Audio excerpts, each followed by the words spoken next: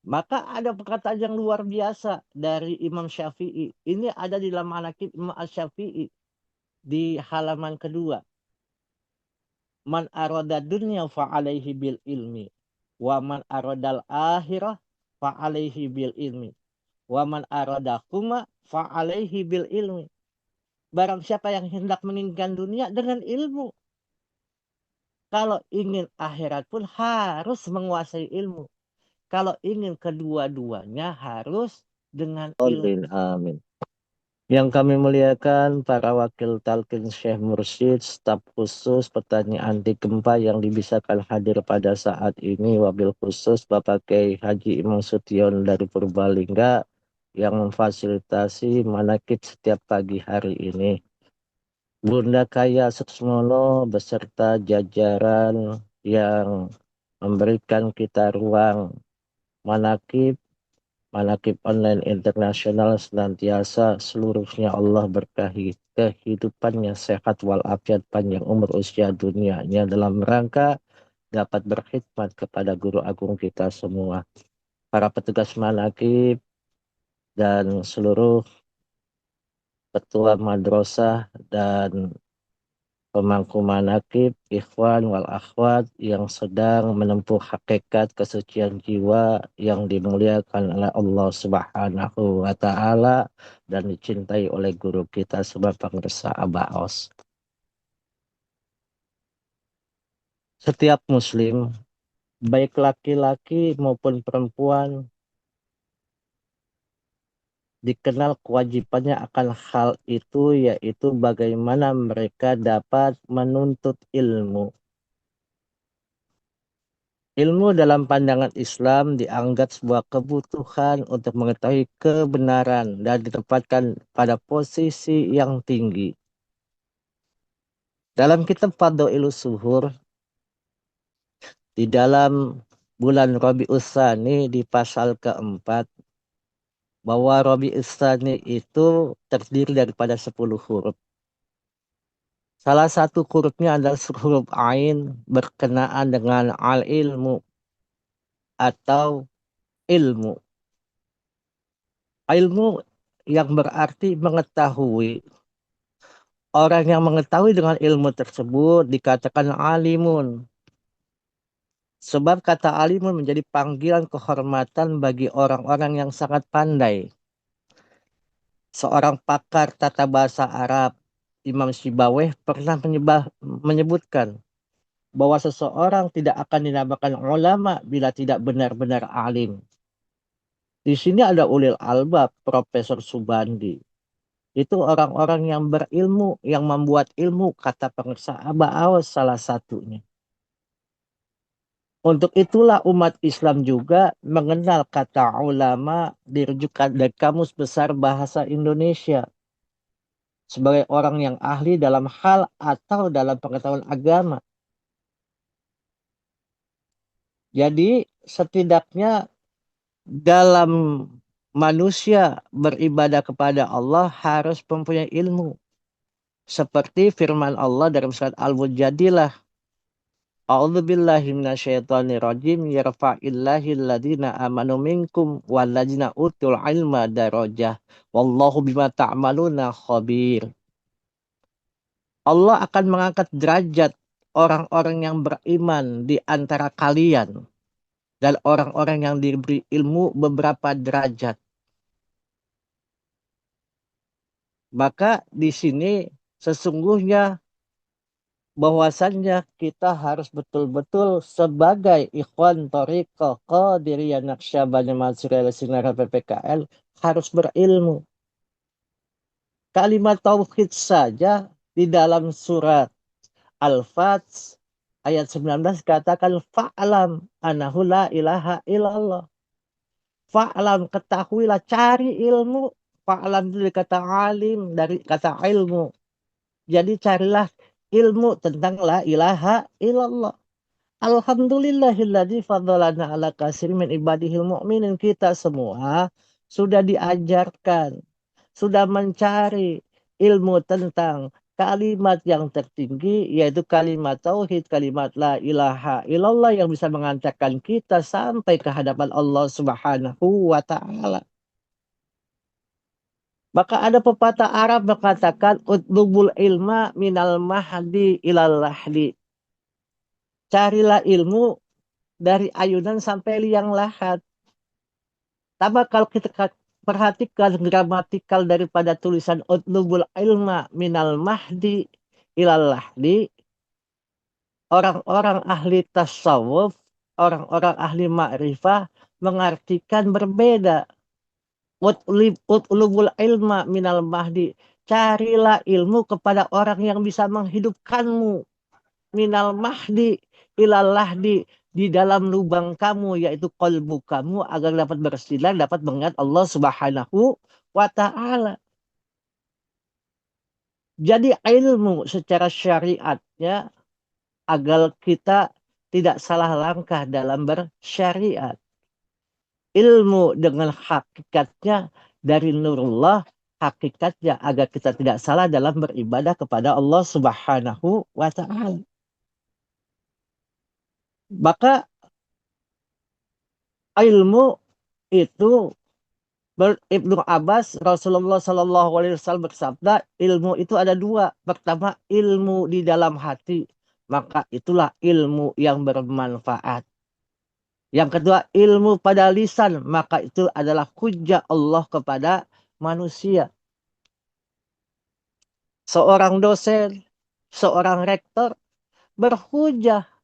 Berhujjah apa? Dengan lisannya. Itulah hujjah Allah. Untuk apa? Untuk mengantarkan agar manusia tidak salah melangkah. Untuk mengantarkan agar manusia itu bisa belajar lebih baik lagi. Itu pun ilmu lahiriah. Tapi kalau seseorang sudah masuk taklam qaf ya'nun, talqin di dalam dirinya menjadi seorang profesor, menjadi seorang rektor, menjadi seorang dosen, bukan hanya hujahnya dari lisannya, tapi dari kolbunya sampai ke hadapan kita semua. Profesor Mahmud dikala manakib di Sirnarasa mengatakan, saya guru besar, tapi Abah Awas gurunya guru besar. Karena apa? Yang disampaikan oleh guru kita sebelum lisan itu sampai, cahayanya dahulu sampai ke dada-dada kita semua.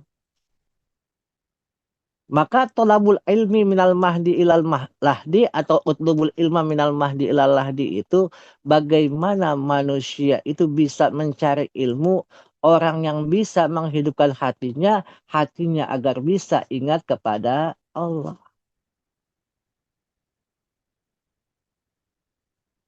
Dalam belajar ilmu dikatakan wa ta'allamal ilmu yusahi'u toli'atun.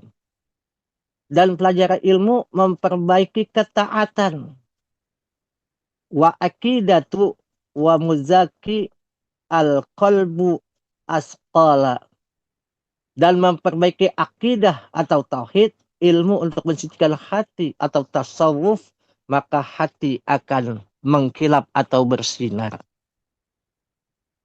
Jadi wajib hukumnya semua muslim, muslimat, mukminin, mukminat itu adalah mencari ilmu, menggali ilmu, menyampaikan ilmu. Imam Al-Ghazali mengatakan seseorang yang menuntut ilmu itu salah, mereka itu masih mendapatkan pahala. Begitu pula yang menyampaikan ilmu, dikala salah pun Allah memberikan cahaya kepadanya untuk dibenarkan nantinya. Dan juga kita juga dikatakan untuk mempelajari ilmu itu bukan hanya dari sekolah saja. Bisa jadi kita mencari ilmu dari pengalaman-pengalaman pribadi. Bagaimana keadaan yang terjadi. Menjadi tafakur kita melihat keadaan yang ada. Bagaimana bisa mensosialisasikan akan Allah berikan kepada kita tanda-tanda seseorang itu bisa mengalami atau menjalankan ilmu tersebut dengan baik.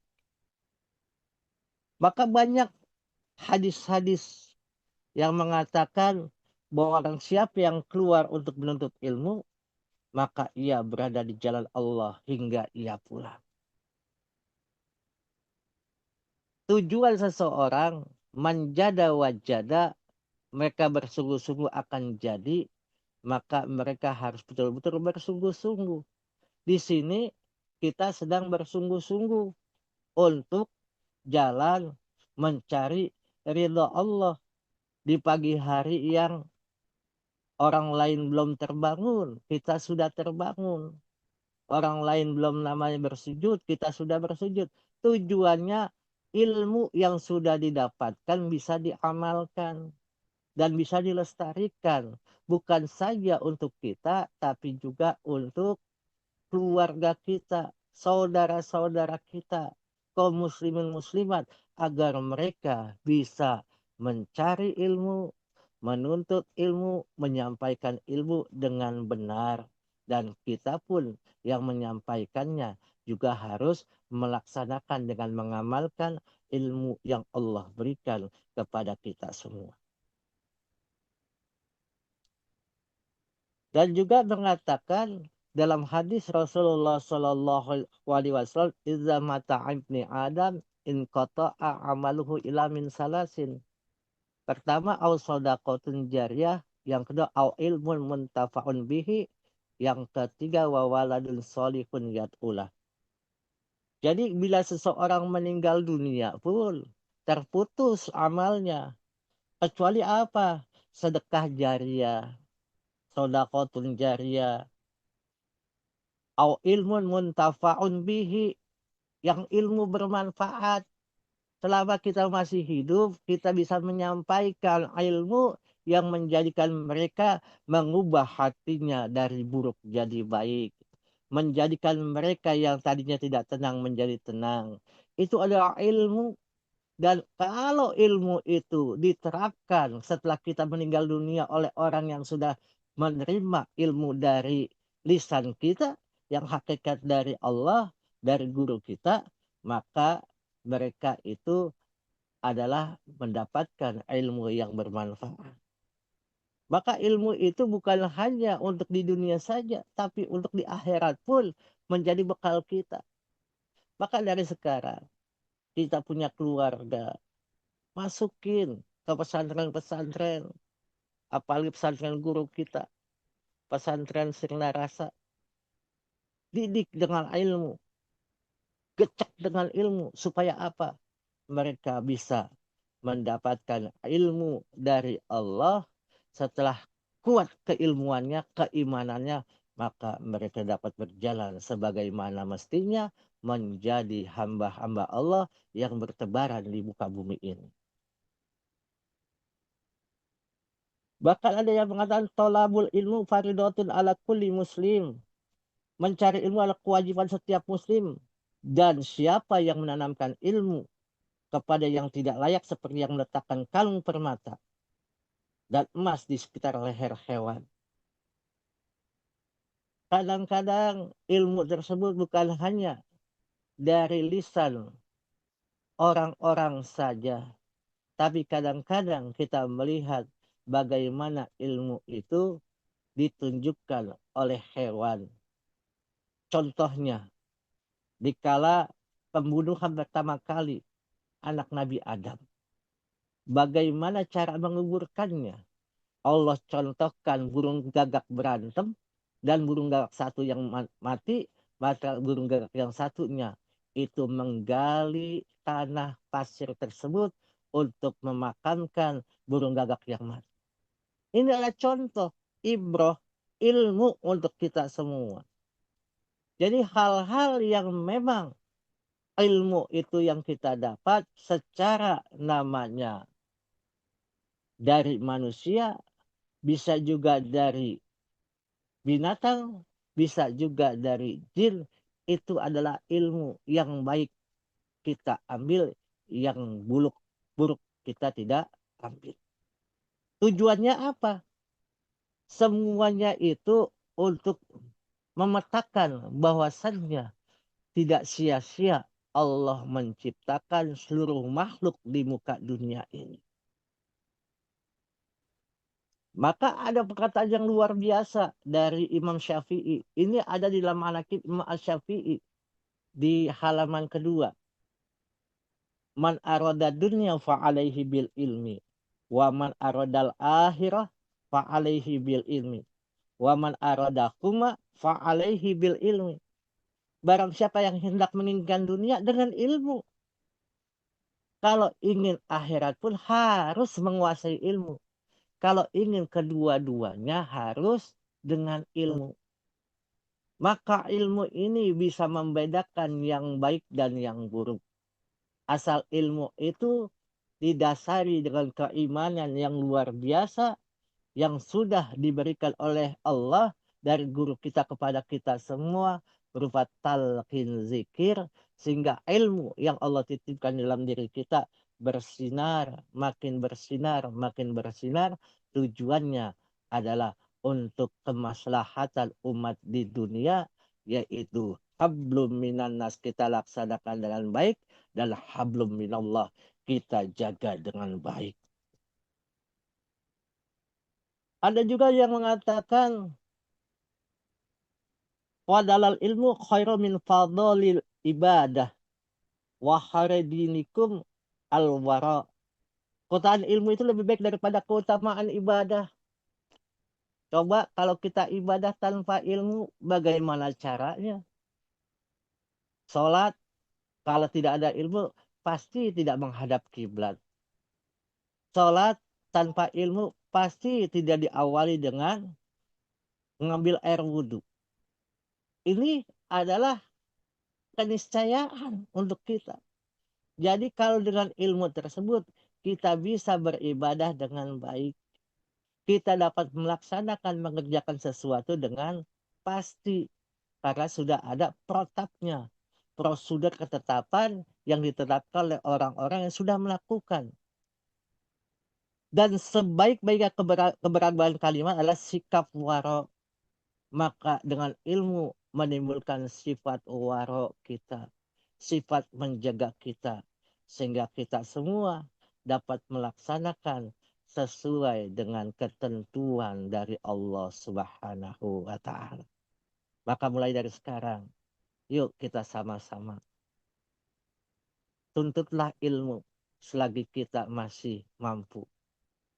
Carilah ilmu yang bisa kita untuk bermuhasabah diri kita, bermakrifah kepada Allah Subhanahu wa Ta'ala.